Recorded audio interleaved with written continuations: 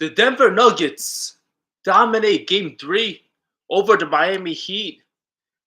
A 109-94 convincing win. Nikola Jokic and Jamal Murray became the first pair of teammates to record a 30-point triple-double for the first time ever. Regular season, playoff, NBA Finals, it didn't matter. Both these guys absolutely off the charts. All-time great performance by Jamal Murray and Nikola Jokic, especially Joker, who was absolutely unstoppable tonight. A typical masterclass from the best player in the NBA. Jokic, 32 points, 21 rebounds, 10 assists, a couple block shots, became the first player in NBA Finals history to record a 30, 20, and 10 game. Jokic now responsible for 3 of the 5 all-time 30, 20, and 10 postseason stat lines. Was absolutely special, sensational. Whether he got it on the block, it didn't matter. His jumper was wet, shit it all over Bam Adebayo, destroyed him.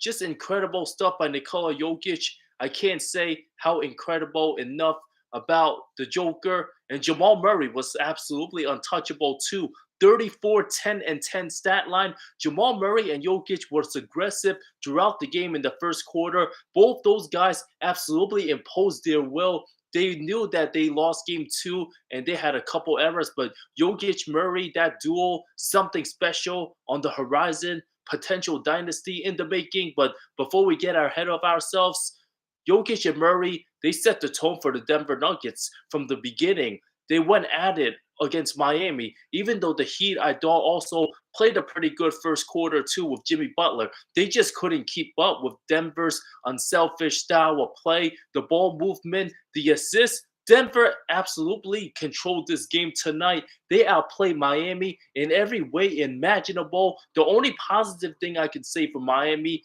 their lack of turnovers, which was pretty good. They should feel good about that going forward. The Heat only have like 4 total turnovers tonight. The Nuggets had 13, but it didn't matter because Denver outscored, out-rebound, and out-passed the Miami Heat. The story of this game, how about the Denver Nuggets out-rebounding Miami 55-33 tonight? 58-33. 58-33, the Nuggets out-rebounded the Heat. That is an absolute travesty if you're the Miami Heat trying to win an NBA championship. That's simply not going to get it done, to be honest. That's too bad. So Jokic just absolutely toyed with the Heat. Absolutely, they were undermatched. And guys like Aaron Gordon, he was playing a good game out there, doing all the activities. Aaron Gordon had 10 rebounds of his own. Jamal Murray crashed the glass with 10 rebounds as well.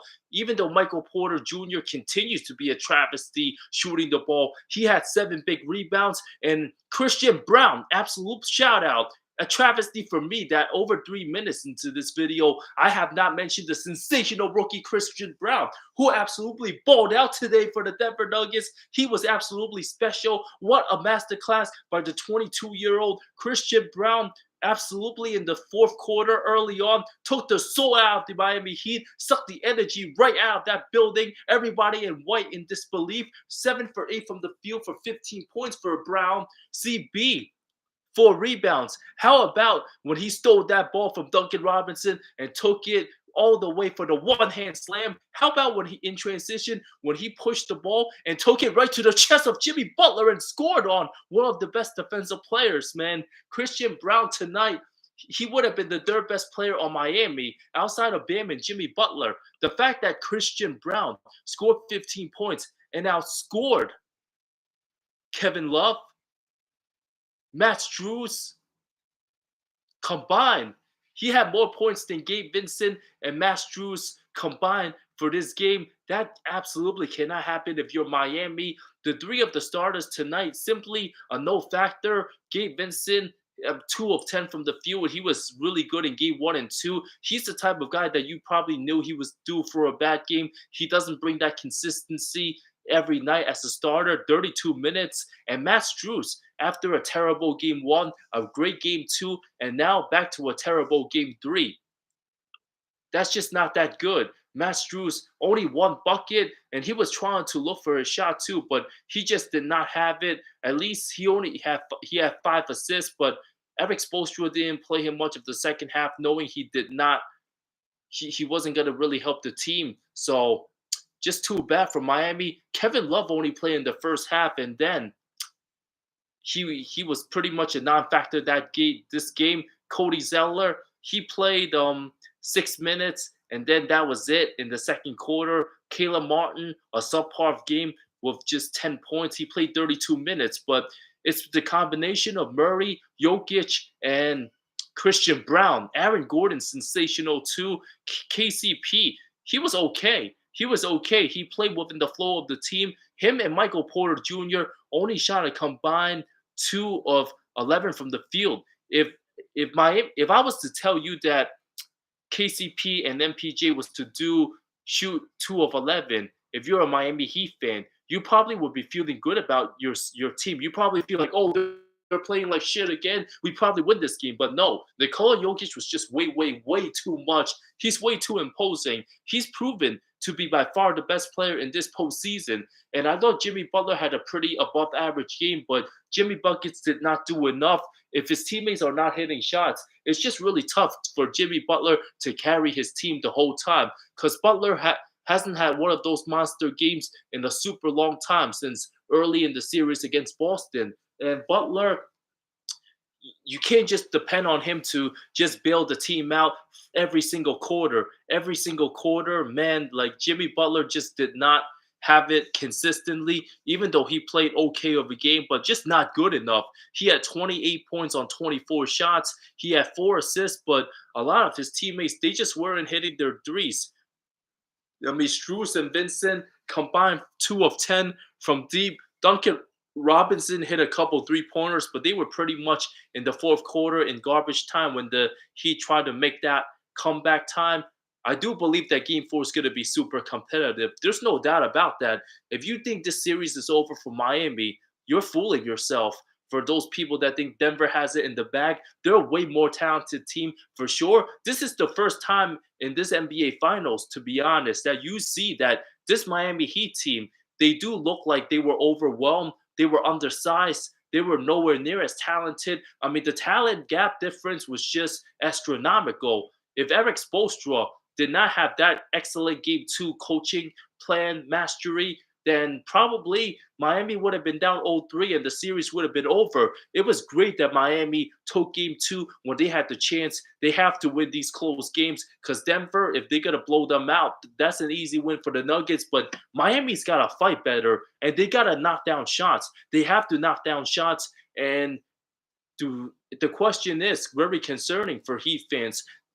Do you trust Gabe Vincent and Matt Strus and Duncan Robinson and Caleb Martin? Do you trust 2 of those guys to score at least 15 points in game 4? Because Jimmy Butler needs to bring it. He needs to absolutely bring it. If Jimmy Butler has a bad game 4, you're screwed if you're the Miami Heat. If the role players are not stepping up, it's like both of them, Jimmy, and 3 of these role players need to step up. Bam Adebayo has been pretty tremendous this series. Although he had 22 points and 17 rebounds, he shot 7 of 21 from the field. But I thought he had a pretty good game and did whatever he had to do to try to keep his team in it.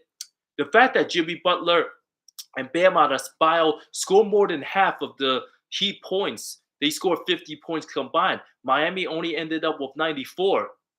Just not enough. Just not enough. I mean, Miami, their backs are against the wall. If they lose game 4, the series is definitely over.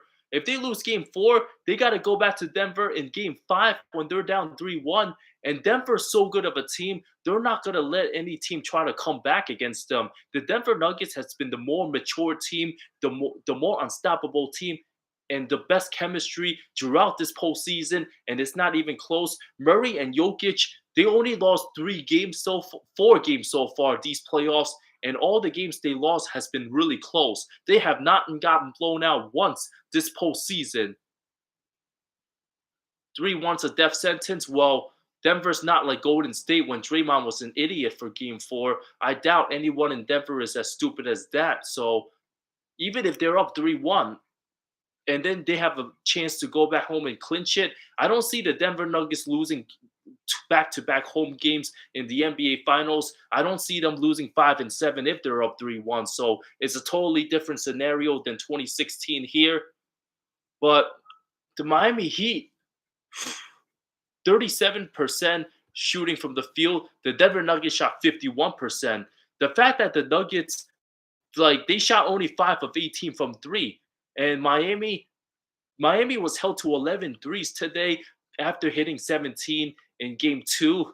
But somebody's got to help Bam Adebayo on the glass. They really do. That was the biggest gap margin tonight. Jimmy Butler only had 2 rebounds. He's got to be more aggressive on the boards too, Jimmy. 2 rebounds ain't going to cut it. It's also an absolute travesty that Christian Brown would have been tied for the second most boards if he played for Miami tonight. So Caleb Martin had 4 rebounds. That's the second leading rebounder for the Heat. That's simply not going to get it done. So did Eric Spoelstra make a mistake today by not playing Kevin Love in the second half? Because Kevin Love got a bunch of rebounds in game 2, and he just pretty much didn't play the full second half. So the Heat need to crash the glass. And Pat Riley, his philosophy, the famous quote from Riley says, "No rebounds, no rings." And the way the Miami Heat played in game 3, they ain't gonna win any rings with this terrible performance of an effort. Jimmy, get down low, box out, get the boards.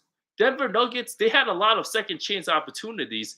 The Nuggets alone had 13 offensive rebounds. You give up 3 offensive rebounds to Aaron Gordon, 3 to Jokic, 3 to Murray, 2 to Porter, and 2 to Christian Brown. 2 to Christian Brown, the rookie. He played hard than anyone in Miami tonight, pretty much. Denver was the more desperate team, they felt. And outside of Bam Adebayo, no one had more than 2 offensive boards for the Miami Heat. Just not that good. Miami, they just did not have it tonight. And time is running out for Eric Spoelstra. How many mixes and matches is he gonna be able to put up? I don't think Tyler Hero's what's up, Hemi, for life.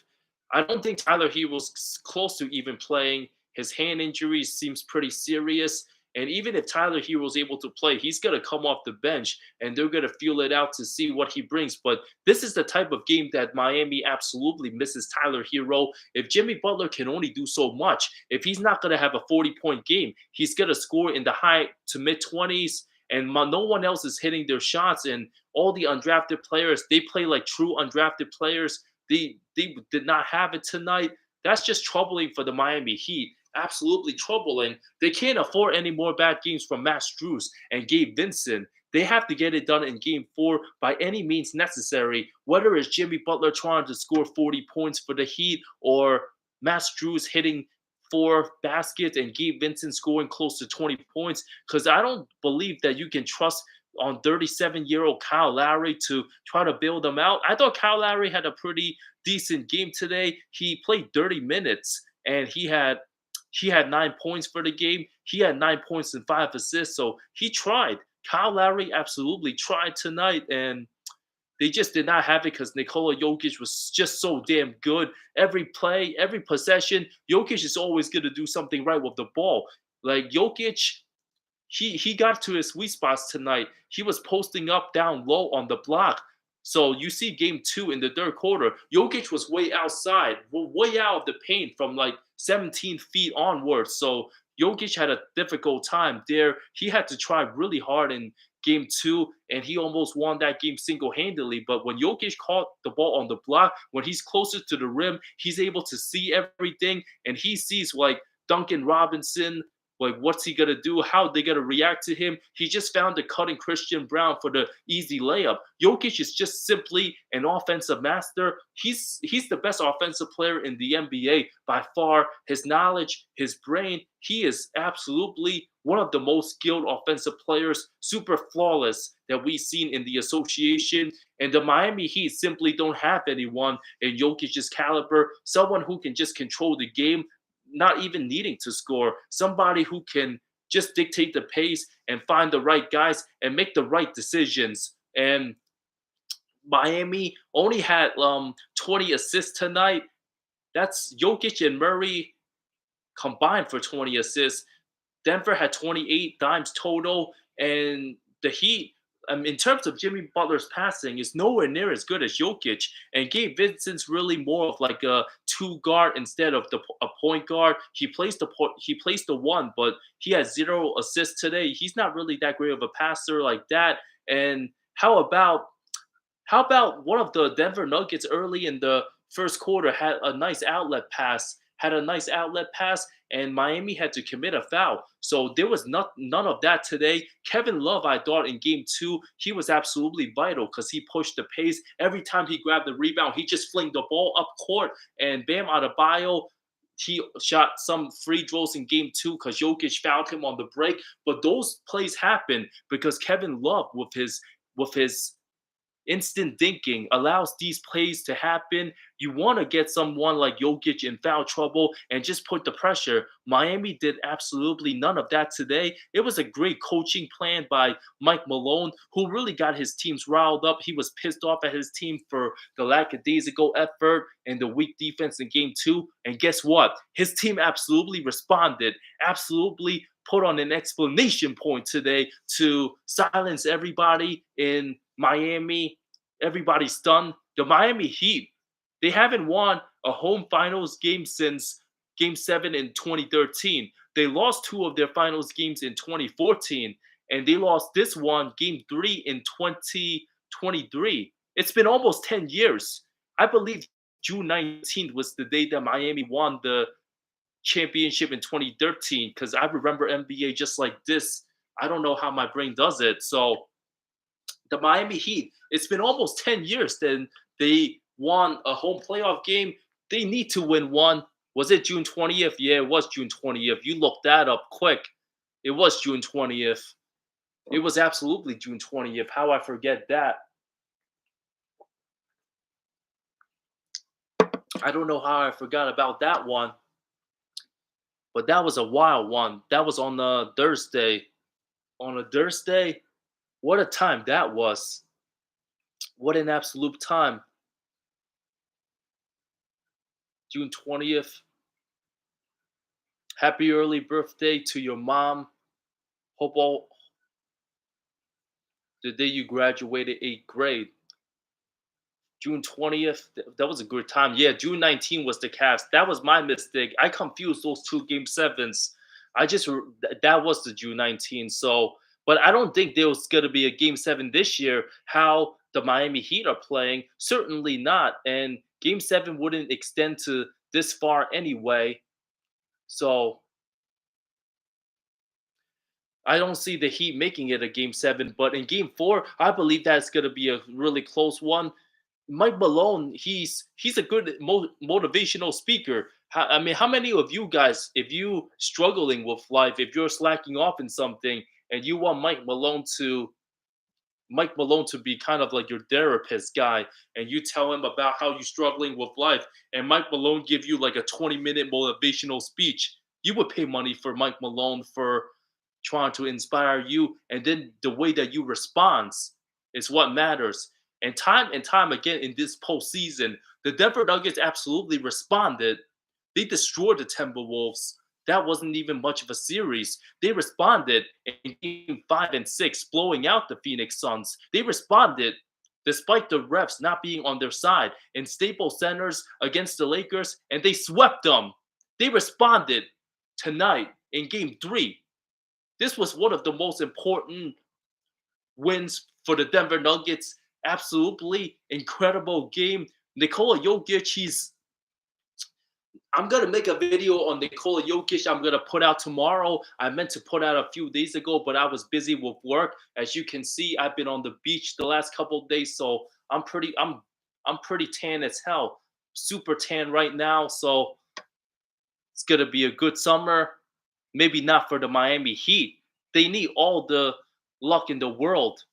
All the luck in the world for game 4. Game 4 is gonna be a testament to Eric Spoelstra and see how he can coach. Because Jamal Murray, as great as he is, he could be a little inconsistent too. He could be inconsistent, and Miami also should be worried that KCP and Michael Porter, they shot like shit this series. They shot like shit, and they're still up 2 games to 1. They shot terrible. So if Porter and KCP, if one of those guys hit like 3 threes in game 4 and gets it going, it could be troubling for the Miami Heat.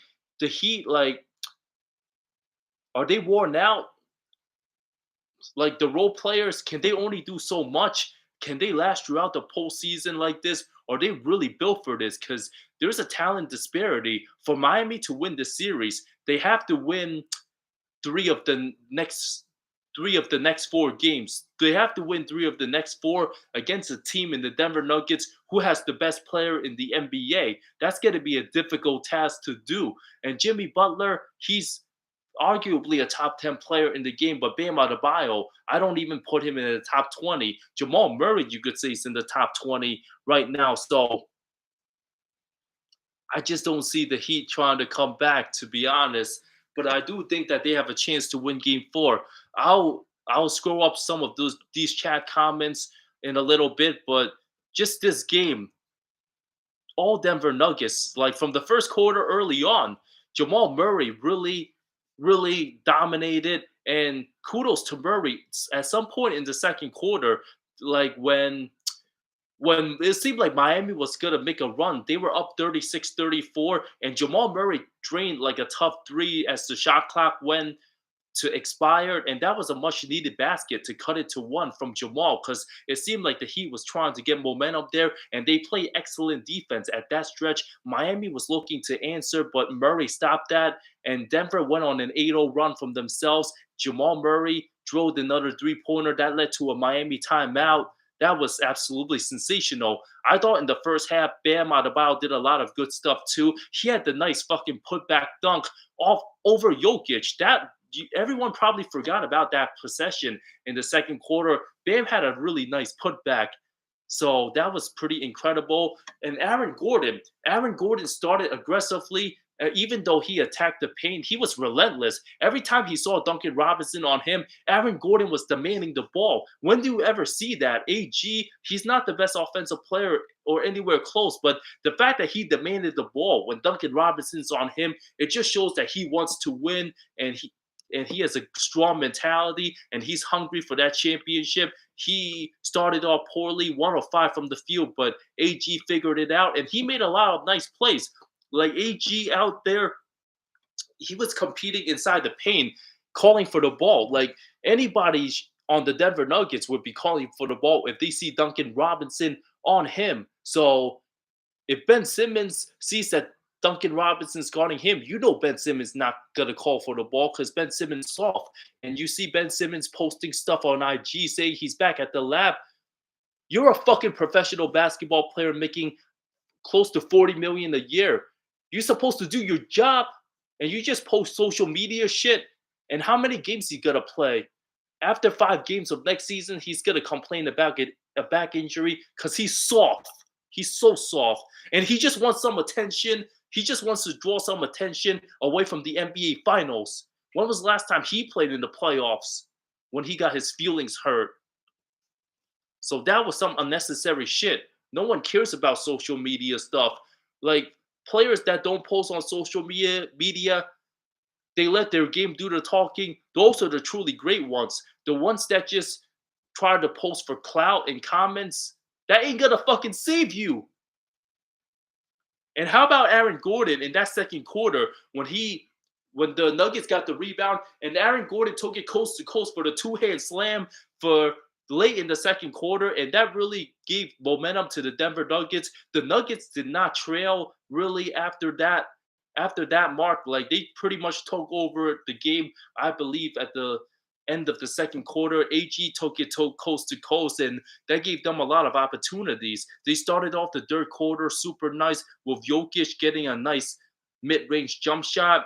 Jokic was so good on the glass, especially in the first quarter. He had like 10 and 7 to start, and he had a dozen boards in the first half. He did miss some point-blank shots, but the Denver Nuggets, they had a good start to the game. And I thought Miami did all they could with Jimmy and Bam in the first 24 minutes of the game. They were carrying that team before not knowing if the role players was going to step up, but those guys stepped up. But in the second half, they were just too overwhelmed. The Denver Nuggets played like the complete team today. This game kind of reminds me of like the home games that Miami got blown out in games 3 and 4 in 2014. Denver was pretty much like San Antonio. The way they moved around offensively and they shared the ball and they just made some shots and took over. Jamal Murray made some shots like how Kawhi Leonard did it in 2014.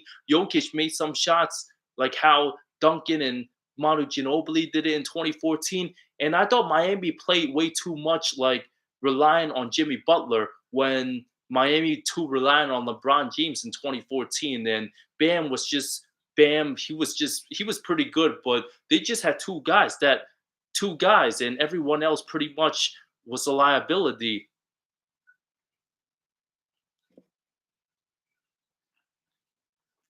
Pretty much a liability for that. And Jamal Murray was just simply aggressive.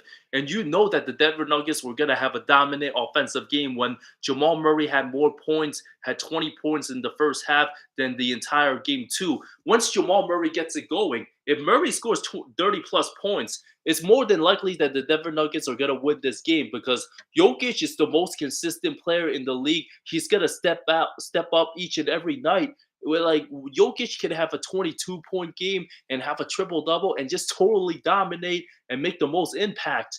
Well, if Jamal Murray balls out like this, it's just unstoppable. It's just simply unstoppable. If you're the Miami Heat, if you're Jimmy Butler, if you want to be considered a true superstar in the top 5 player conversation, you cannot let Jamal Murray outscore you. You just can't do it. And Jamal Murray outscored Jimmy Butler in 2 of these games so far. So a big reason why the Denver Nuggets up 2-1 in the series. Jamal Murray, 34 points today. Dude, 45 minutes for Jamal. 45. And the fact that Eric Spoelstra, I was shocked that he sat Jimmy Butler out of the game when there was still like a minute and a half left in the fourth quarter, and the Heat was able to cut it to 9. Duncan Robinson hit a couple threes, and I was thinking, he should maybe put Jimmy Butler back in. I mean, if you're down single digits with a minute left, anything's possible, even though it was more unlikely that Miami was going to come back that one. I just thought Spo sat out Jimmy way too early. Maybe Jimmy was gassed and he knew that this team was going to lose. But Jamal Murray was just so damn good today. Like Jamal Murray should automatically be an all-star in the regular season. Next regular season, it honestly shouldn't matter. Like if Jamal Murray's only averaging 21 points through the first like 40 games of next season, fuck it. Just make him an all-star. Make him an all-star reserve for the Western Conference because there is not 15 players that can play as well as playoff Jamal Murray. 15 players, they don't play this well. And the fact that Murray has consistently proved this in the Utah series, in the Phoenix Suns series, in the Lakers series, and now in the biggest stage in the NBA Finals, prove how amazing Jamal Murray is. He needs to be an all-star in 2024. I don't care about his regular season stats. He's built for the postseason, and the postseason is where you make your mark. It's where legacies are formed, and Jamal Murray already have more 50-point postseason games than guys like Kobe Bryant and Dirk Nowitzki. It just goes to show that Jamal Murray's an incredible postseason performer, and he's just unconscious. He has one of the most fluid games, and I would say that right now, if Jamal Murray wins his first championship, are you guys gonna declare Jamal Murray as the best player in the 2016 draft class because he's played better than Jaylen Brown, who can't dribble, who can't go left, who gets the ball taken from him every time in the playoffs? He's way better than Ben, who doesn't give a fuck, Simmons, who has a shitty attitude, and he's everything that's wrong with the modern era of people being lazy and talented and not hardworking. So is Jamal Murray, you take him over Brandon Ingram, who's missed at least like 15 games each of the last like 5 years or so. Brandon Ingram's a great offensive talent, and he's improved and he plays hard, and I like his game, but he just gets way too banged up. Way too banged up. Is he better than Sabonis? Sabonis sucked in the playoffs. He sucked against Golden State. I like Sabonis too. He's a great regular season player, but the way that he played against Golden State in the postseason, was Sabonis somewhat injured, I would say. because Draymond Green did stomp on his chest pretty hard. That felt like 3 months ago, honestly. But Demonis, he did not play that well in Game 7 and got outplayed, seemed like by Kevon Looney. But yeah, Demonis in the regular season's better than Jamal. But in the playoffs, Jamal Murray has been feeling it. Yeah, I would say Jamal's better than Siakam. Malcolm Brogdon's not even that good. He scored 0 fucking points in Game 7, and he was supposed to be the guy that Boston was gonna he's good to control the offense, but nah, that's just too bad. And I haven't even got to the whole CP situation, but I'll do that later because most of the attention deserves to be on Nikola Jokic tonight and Jamal Murray. I don't want to hear about no CP. I don't want to hear about no Zion Williamson with the baby mama and doing his thing. Zion can do whatever he wants outside of basketball, but if it's true that a hooker got convinced him to be in shape and not the doctors, it just goes to show that Zion doesn't really care about basketball too much. He's been eating and he's been dialing up the exclusive hotlines, and those biddies probably making how much money you think Zion Williamson pays those girls? I say at least over 6 figures total for the last couple years that he's been messing around. So just imagine that. Wore out his knees. But this game, how about that Cody Zeller flop on Jokic for Jokic to commit his second foul? Miami had the right strategy there, but I mean, Jokic has been so much more composed. And one thing that's super remarkable about his game, he's been super mature. Like 2 years ago, Jokic, every time like he gets hacked, like they called those fouls on Gabe Vincent, he was holding Jokic. So Miami tried to be physical with him. And when you're a smaller team, you have to be more physical. You gotta probably wrap up Jokic and try to foul him a little bit. But that didn't work. Like Jokic 2 years ago, he would have thrown a tantrum, lash out at the refs, and maybe get called a tech. But how many times have you seen Jokic pick up technical foul these playoffs? He's absolutely learned and matured, something Draymond Green's failed to do over these years. But Jokic super mature, been able to remain calm and just be collective and just worry about the next play. Nothing gets under Nikola Jokic's skin now. Like if you can't get him to draw it, if you can't get his attitude going crazy, and Jokic just remain composed and just take it each possession at the time, like he's just unstoppable. We're witnessing an NBA all-time great talent in the prime of his career, just totally dominating. Nikola Jokic might very well be a top 10 player in the NBA when it's all said and done. And the fact that Jokic, he in the post game congratulated his teammate Christian Brown, being 100 times more enthusiastic, talking about Christian Brown's game and how Christian Brown has a future in the league, and not even worrying about how he made NBA history, having a dirty 20 and 10 game. Jokic played almost perfect tonight. And the fact that Jokic was more caring about his teammate just shows the unselfishness of this NBA all-time great. Jokic is truly special. The fact that the league and the mainstream media still doesn't talk about Jokic, and how some people didn't watch a full Jokic game until this playoffs. What the fuck is the NBA media doing there? The fact that people say Jokic is still overrated, get the fuck out of here with that nonsense. The fact that people still talk more about Kyrie Irving in these fucking, when he hasn't even made the playoffs. Oh, how Kyrie's gonna recruit LeBron. Oh, Kyrie Irving this, Kyrie that. Who gives a fuck? Jokic is more skilled than Kyrie Irving. Don't even bring that nonsense up with me. Because Jokic, he's a way better basketball player than Kyrie Irving in every way. I don't care who's more fun to watch. Who's going to help my team win games? Who's going to get it done? Who's going to be the most professional guy? Who's going to be most available? Who's going to be a better teammate? Who's not going to complain? Jokic, all the best qualities in the world. Like any NBA player for the next like 3-4 years, right now, you will give me Jokic or give me Giannis, one of those two guys. The way how Jokic is playing, imagine if Embiid had this type of a game that Jokic played, how much Embiid would be excited about himself. But Joel's simply not on this level. Jokic's levels is so much higher than Joel Embiid right now.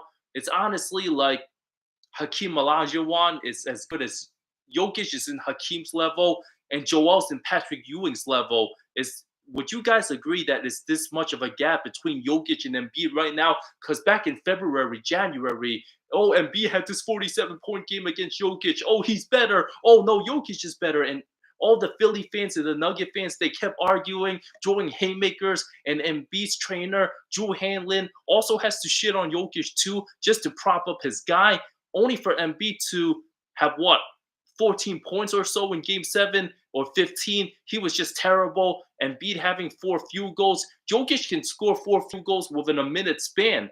They're just levels to this. And Nikola Jokic has been proving that he is the Hakeem Olajuwon of the 90s, and Embiid might just end up being the Patrick Ewing of the 90s and not play as well when it mattered most. But even though Embiid's a sensational player too, Jokic is really this much better. Jokic is just special, special.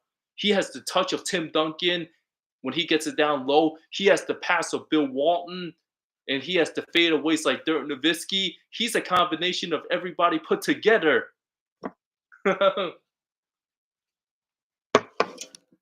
Jokic has just been great.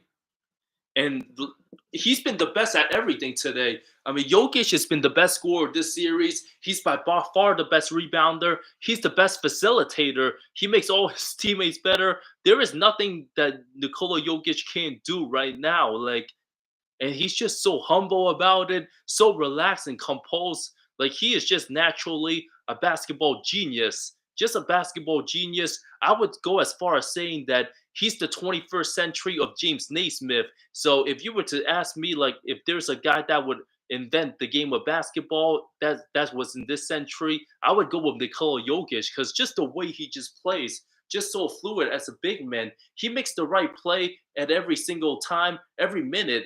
Like, when teammates, like, you can pull 5 players that are not even in the NBA, G League guys, and Jokic would make them a double-digit score in the game, just because of he knows how to make guys better. And even if you're not open, Nikola Jokic would draw passes at a perfect angle that your hand's gonna be this way and the defender's body this way, but he's gonna roll the ball a little bit ahead as you're moving, and boom, perfect angle, perfect timing for the pass, and the perfect angle for the layup. Jokic is just like that.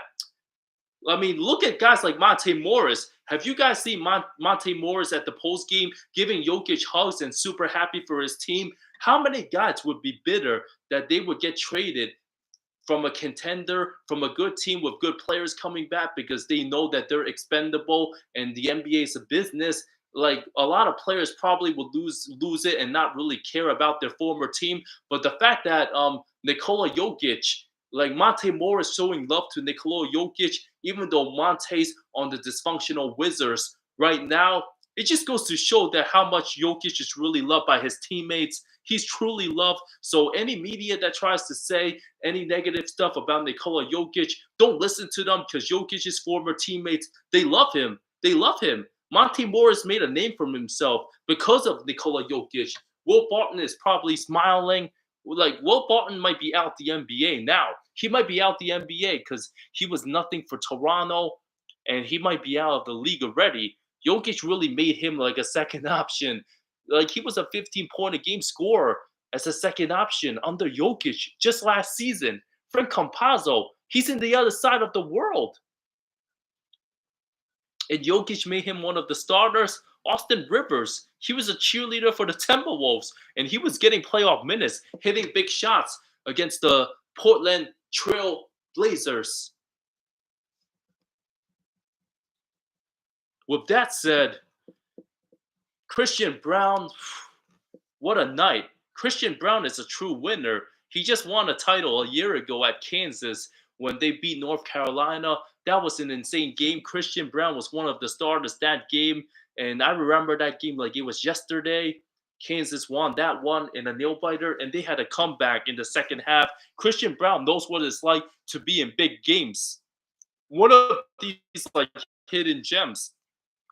You have rookie Christian Brown, who's tough, who knows how to play, who's super athletic. Imagine like a year from now, Christian Brown just takes MPJ's starting spot and he turns out being like the Austin Reeves for the Lakers. How amazing would that be for Christian Brown? Because he's got a bright future. The Denver Nuggets got pieces. If MPJ continues playing like an absolute travesty, the Denver Nuggets might trade him next season to get better. MPJ's making 31 million a year. Imagine if the Denver Nuggets had someone like a Mikal Bridges who's making less money than Michael Porter. How amazing would that team be? Like Mikal Bridges, Jokic, Murray, KCP, Gordon, Bruce Brown. Well, that would be so insane. But MPJ did good in the Lakers series too. So I can't give enough credit to the Denver Nuggets tonight and just how they dominated. Just a total excellent effort. Now to Chris Paul. The Phoenix Suns wanting to waive him. I had to double check that source because it wasn't tweeted by Woj and Shams, but Chris Haynes. Chris Haynes is one of the better reporters, in my opinion, and the players really love him. And the fact that the Suns want to waive CP3, I mean, I do think, and now Woj is reporting like a couple hours ago that the Suns are gonna wait to waive Chris Paul, and they might want to find some trade for him. Why would they just want to waive him like that and not get anything in return? Why not? I mean, CP3 this past year, he looked washed, to be honest. A lot of games he just didn't have the legs, and his jump shot was super poor this year. He's 38 years old. He's going to be a guy that plays around like 45 games in the regular season, and he's not going to be that great. It's like Chris Paul is, I don't think he's a top 10 point guard anymore right now. He might not even be top 15, and he might just come off the bench and play like a Kyle Lowry role. I do think teams like the Memphis Grizzlies are good for CP because I do see Memphis paying him a lot because John Morant's going to be suspended for a long time probably, and they need a locker room presence. They need someone to get their act together. They need someone who's mature and that's going to listen to them. And CP3 is that guy that could change the Grizzlies franchise. He could show them the ropes. He's a much older guy. Memphis has a lot of energy and they're very cocky, but CP can really show them a lot, especially being the starting point guard for someone like Jared Jackson, Steven Adams, and Desmond Bain. I think he'll do very well for that Memphis system, and he can play 25 minutes a game. Tyus Jones can play 25 minutes a game. I think Memphis is a pretty good fit. Of course, Jamal Murray's better than Paul right now. It's not even debatable. I mean, I thought Mikal Bridges is better than CP3 right now as well. So I do see him going to a team like Memphis, but does he want to deal with those immature young guys? Because he's already like 37, 38. And if you're sitting with a bunch of 23-year-old immature kids and you're in your late 30s, it's kind of hard to interact because those kids weren't even really, those kids were just babies when you were a rookie in the league. Like Chris Paul's been playing in the NBA since 2005, so he's been up there in age. And we were all little babies at that time. CP3's been here for a while. I do possibly think the Milwaukee Bucks could be a great fit. Adrian Griffin, the head coach of the new Bucks. I do think if CP decides to take a minimum, him and Drew Holiday would be a pretty good backcourt. Like CP3, imagine CP3 with Giannis. The Bucks, one thing they were missing in this series, and it showed that they didn't really have a true point guard. Giannis is a pretty good passer, but he's nowhere near Jokic level. So Jokic, even without Jamal Murray, like the Denver Nuggets didn't really need like any like floor general or point guard. That's why they got rid of Emmanuel Mudiay years ago. And CP3 can absolutely help the Milwaukee Bucks and Giannis and Brook Lopez get into good position. I do think the Bucks are a very good fit for CP. The Brooklyn Nets, nah, they don't have enough. That's just a waste of time for Paul, in my opinion. They got good 3-and-D guys. Nick Claxton's pretty good, but Chris Paul can't score like 25 plus. I don't think he can average 25 plus in the series anymore.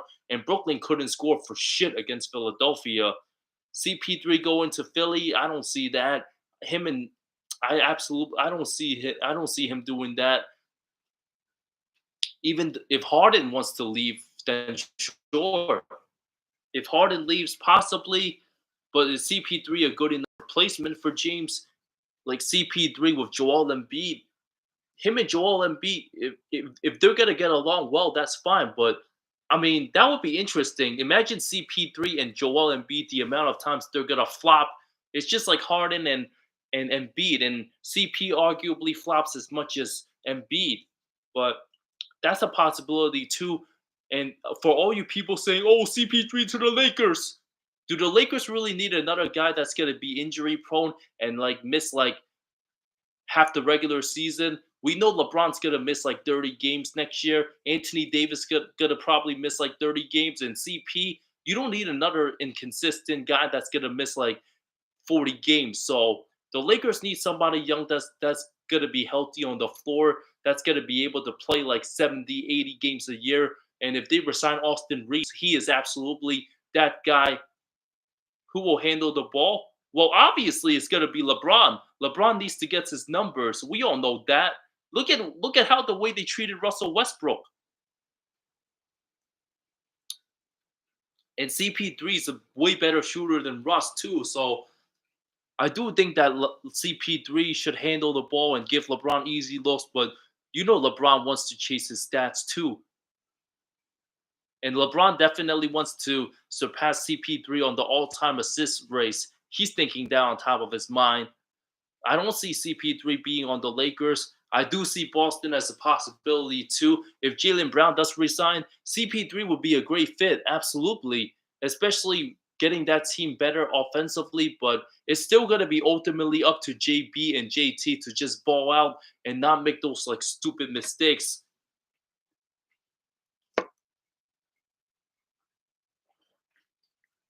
CP3 on the Hornets would be funny. Not if they draft Scoot Henderson. I don't see that going on. If they draft Brandon Miller, possibly, but nah. I know CP3 is cool with MJ, but I definitely don't see him on the Hornets. They already have LaMelo Ball too. That team is way too immature. Way, way, way too immature. So there is that. So Chris Paul, I don't see him. Does he want to go to a team like Miami? I probably don't see it. CP back to H-Town. I don't think Tillman Fertitta likes CP. CP to the Wizards first round exit. Washington's gonna be a first round exit or not make the playoffs. Like probably for the next 5 years, as long as they have Bradley Beal. As long as they have Bradley Beal. So it's gonna be pretty tough. Pretty tough, but there's some options that Chris Paul can look into. But I do think Milwaukee and Memphis kind of makes the most sense for sure. Definitely. Or maybe he stays with the Suns. He says he wants to stay back with Phoenix. So if CP still wants to find a way to remain in Phoenix, him and DeAndre Eaton's probably got to settle whatever they have going on over there. Like, Phoenix is not a bad place for CP. I mean, you just have to pass the ball to KD and Devin Booker. So I'm not sure if CP and KD had beef in the past. Well, it doesn't seem like they have beef anymore, but I could see CP either going to I could see him staying back in Phoenix. I don't see him going back to the Clippers. No, I don't see him going to what about New Orleans? New Orleans? Nah, I don't think he's gonna want to deal with Zion's mess over there. I mean, Zion's just unmotivated to ball.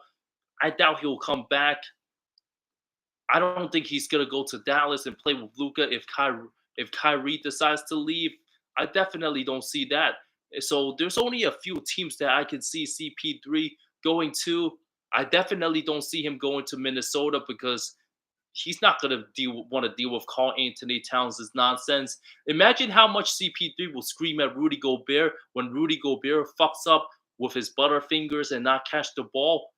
Like, I don't see CP3 working in Minnesota for even like 3 months. I think he's gonna be sick of Cat and sick of Gobert, even though he's gonna love Edwards. So I think it's either gonna come down to Milwaukee, Boston, or Memphis. But I'm gonna go with Milwaukee. So that's what I say. CP to the Spurs to mentor Victor. but they're not gonna get a ring. Does CP3 care about mentoring more, or does he want to win a championship? Because he's only got a couple years left in the NBA. Only a few years left. Chicago, nah, I don't see that.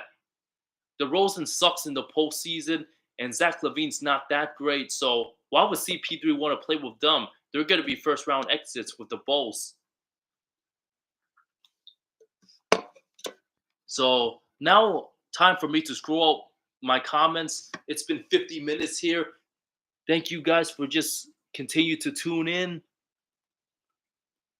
While early in the comment, Jokic or Dirk, Jokic is gonna go time. Jokic is gonna go down better than Dirk Nowitzki all time. There's no doubt about that. The biggest losers in the playoffs: Suns, Grizzlies, Bucks, and Celtics. I agree. The Grizzlies are losers for sure. I mean, I don't think Phoenix is that much of a loser.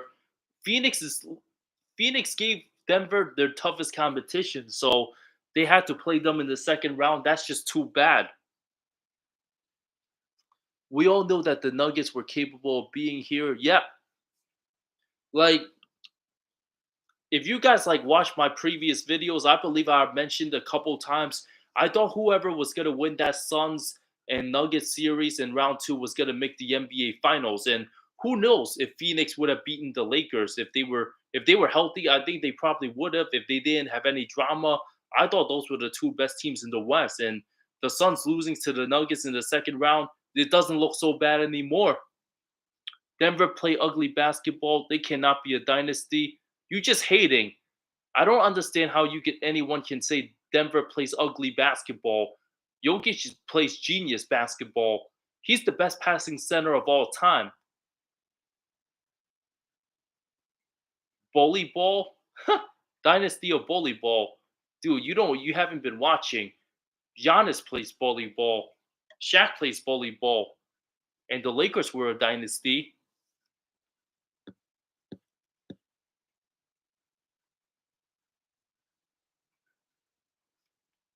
Brown had 3 blocks. Bruce Brown did have that nice block on Bam Adebayo today. He was super active. Matt Strus, nowhere to be found. Nope. Nothing more than a second round exit than you ask me.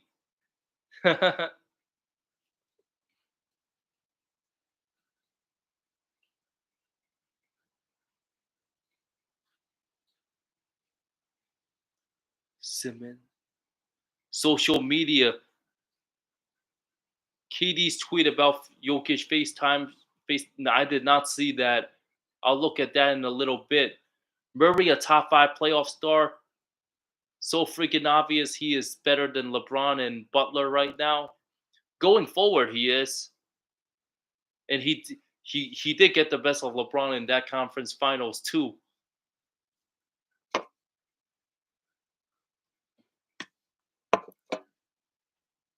The Heat will lose every time when Jokic Murray scored 30 plus. Absolutely. Absolutely. There's no doubt about that. So Miami need to pray that Jokic is gonna have a decent game no matter how you put it. They have to pray that Jamal Murray has an off game. That's one of their few ways that they're gonna have a chance.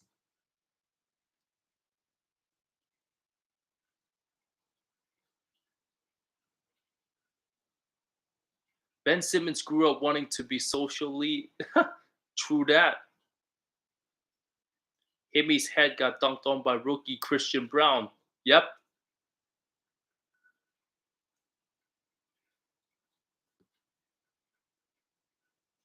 Zion spends more time eating Doritos and drinking Mountain Dew instead of games. That is true. That's absolutely true. Zion probably drinks more Mountain Dews per year than he's played in total NBA games. Mountain Dew, Doritos. That's not a bad mix though. Mountain Dews and Doritos. What type of Doritos?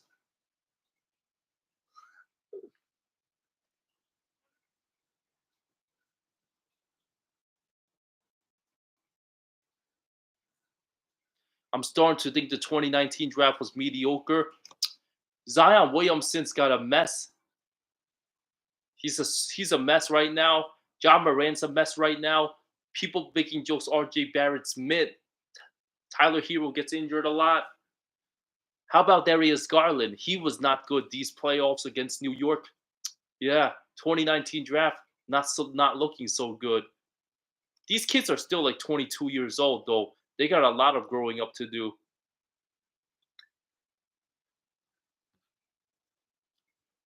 How's the smoke in New York City? It's pretty terrible actually. It's hard to breathe outside. Thanks for asking, but just Canadian smoke fires. Hell is that shit, man? Fucking ruining New York City for a day and a half now.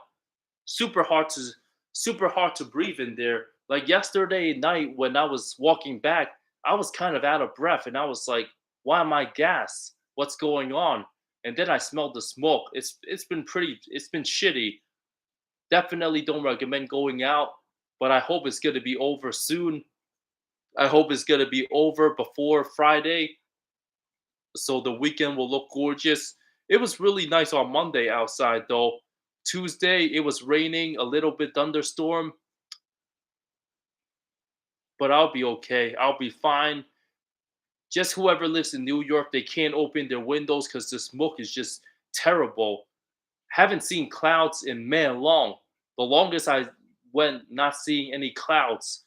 So it's pretty bad. Pretty unfortunate stuff. Christian Brown better than KCP? No doubt about it. Christian Brown might end up being like their sixth man off the bench for the Denver Nuggets if he continues to get better. He's just gonna be that igniter guy. That's just super excited to make all the winning plays and give good minutes.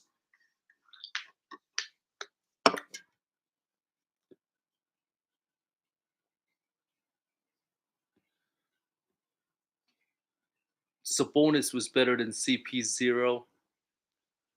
40-point blowout if MPJ and KCP remembers how to shoot. I agree. This team was playing like the 2014 Spurs, honestly. They're the closest thing to that Spurs.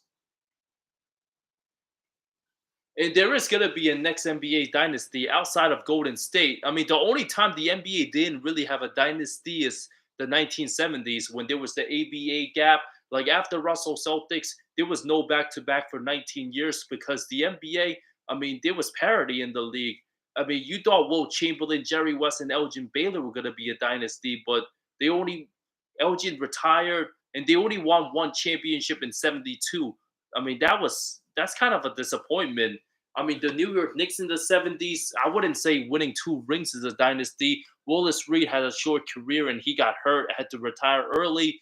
And then, of course, the Magic and Bird dynasties and the Bad Boy Pistons was a mini dynasty in a way. Jordan, Duncan, Kobe, Shaq, Duncan, Spurs. I wouldn't say the Rockets were a dynasty with Hakeem. Two championships, only two finals. Hakeem been to three finals, but that Rockets, they won two rings and would have loved to see them play MJ.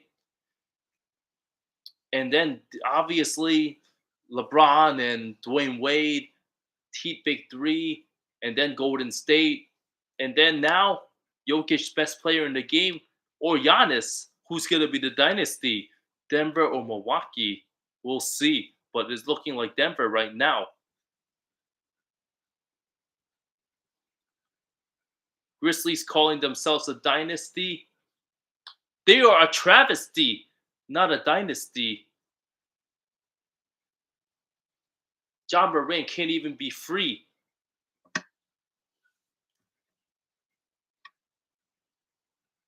Please think of the Lakers swept by the Nuggets. They ran out of gas in the fourth quarter. AD still probably sore as fuck from guarding Jokic. He definitely is. And it's been what, 3 weeks now since they've been eliminated? Clyde the Glass saved us from a first round exit. Yep, he did. He did. Damn, 90 that 95 Rockets against Utah, man. Clyde the Glide had 41 in game 4. I guarantee you I knew that. I remember shit like that easily. Dylan Brooks is an absolute clown. Nowhere to be found. Makes a lot of sound. Out of town. Shooting bricks. Drown. You see Jimmy Butler making another finals. I do see a guy like maybe possibly Damian Lillard wanting to play for Miami because you look at the Heat culture, it's not only about Jimmy Butler for Miami. I do believe that given the effectiveness of Pat Riley and Alonzo Mourning and the Eric Spoelstra, Miami Heat dynasty, this whole team, even after Jimmy Butler, the Heat are still going to be good because they got guys that are willing to work, that are willing to put on uniform, willing to play great in this organization. So I do see that even if Jimmy Butler slows down and doesn't play as well, the Miami Heat will still be here as long as Eric Spoelstra is the head coach. As long as Pat Riley, he might step down from his position, but he's always gonna be involved with that organization for the rest of his life. Like Pat Riley, they might give him more of a senior role and pass the torch, but the Miami Heat are still going to be a great team, even if they lose this finals for years to come, because this organization knows how to develop players and know how to make guys tough and win in big playoff games. Absolutely unselfish, kind of similar to San Antonio with under Pop. Eric Spoelstra is really he's the closest thing to the next Pop. If we're being honest, he's the best coach right now, and I see the Miami Heat. They're always gonna attract a hardworking player like Dame Dollar. Oh, this Heat culture thing. Jimmy Butler plays tough. This is what he's all about. Oh, let me join this team. If a player truly wants it and they want to win and they want to work hard and work their ass off and be held accountable by everybody, no matter who you are, Miami Heat, they're a great team to play for. No doubt about that. Like playing in Florida, no state income tax, South Beach, a lot of bikinis. Imagine Zion doesn't have that Heat culture in him. I don't think he can last in Heat culture. He has way too much body fat. Imagine Zion first day, first week of training camp, get on the treadmill, Pat Riley watching him run. How much body fat would Zion have to burn to be eligible to play for the Miami Heat? Well, that would be a pretty intense. Can he even lose all that? I doubt it.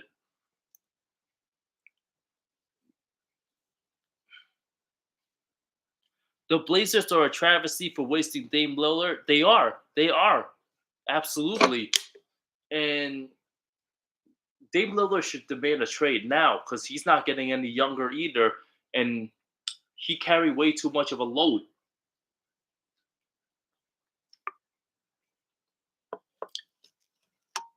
I do agree that Bam's better than Carl Towns, Porzingis, and Sabonis. Him and Sabonis pretty close. I would say Bam's more reliable in the playoffs. Sabonis a better regular season player. Are Bucks still gonna be title favorites? Probably not. I say the Nuggets. I say the Nuggets up 2 games to 1. So what's gonna happen in the next 47 hours? Is Miami gonna make the series 2-2, or the Denver Nuggets gonna be a win away from the NBA Finals after this Friday night? Is Jokic gonna continue having his monster games? Is MPJ and KCP gonna step up? Which one of the undrafted guys in Strus, Vincent, Martin, and Robinson has a big game 4? Kevin Love, any magic left in him? Any Jimmy Bucket masterpiece? Bam Adebayo, Eric Spoelstra, Mike Malone. Game 4 of the NBA Finals. We'll see. We'll see. And before I head out, because I'm going to have to do a video and post tomorrow, I'm going to make a video related to Jokic. And it's going to be a really good video.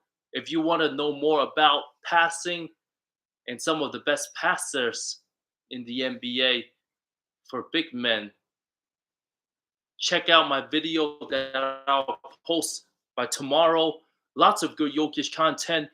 For those of you guys that are not subscribed already, hit the subscribe button as more NBA news. Just a lot of drama unfolding. Just way too much. Something's going to happen. Hope you guys stay safe out there. Don't be like Zion Williamson. Don't have any distractions or drama off the court.